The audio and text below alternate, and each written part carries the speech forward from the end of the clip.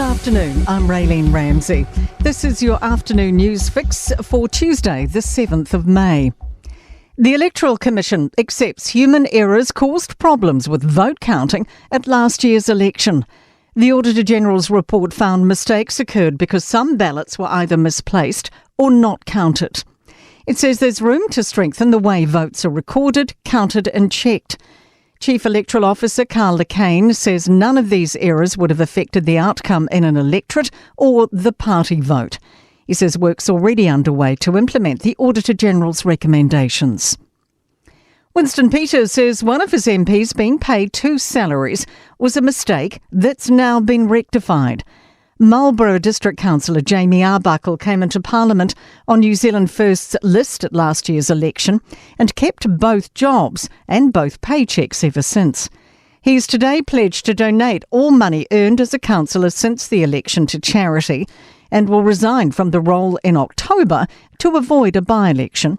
The New Zealand First leader says the issue had been overlooked. We all make mistakes. We all have a chance to reconsider. It happens, and it's in the space of 24 hours, it's all been fixed up. The Greens are defending Julianne Genter's silence since her outburst in the House last week. The MP hasn't spoken publicly since she crossed the debating chamber and confronted National's Matt Ducey. Speaker Jerry Brownlee has referred her to the Privileges Committee. Genter isn't in Parliament. She's attending the Chatham Island Stakeholder Forum this week. Greens co-leader Chloe Swarbrick says Genter apologised immediately after the incident. Just the other point that I would make is that for her to offer any comment on a privilege process currently in front of the Speaker would be to preclude that. Harrowing accounts from survivors of the fatal Enchanter boat capsize are being heard in court. 5 men died after the fishing vessel was hit by a rogue wave off the North Cape in 2022. Skipper Lance Goodhughes charged with breaching his duties as a worker and allegedly exposing individuals to a risk of death or serious injury. Open Justice reporter Shannon Pittman says the deckhands described playing I Spy while waiting for rescue. When he saw the helicopters coming, he said, "I spy with my little eye," something beginning with H, to which one of the men responded, "You better not be joking."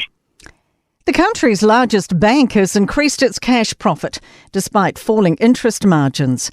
ANZ New Zealand's cash profit rose to $1.15 billion in the 6 months to March.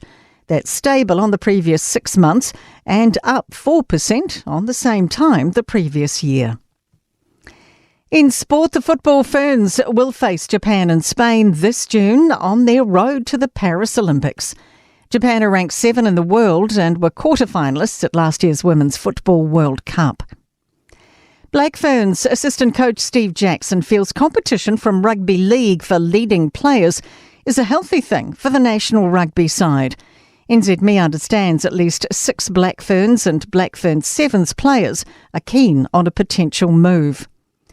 And surfer Safi Veti will hold her late father in her heart after being named to compete at her first Olympics. I'm Raylene Ramsey. That is your latest news fix. We'll be back with the next update tomorrow morning from the Newstalk ZB newsroom.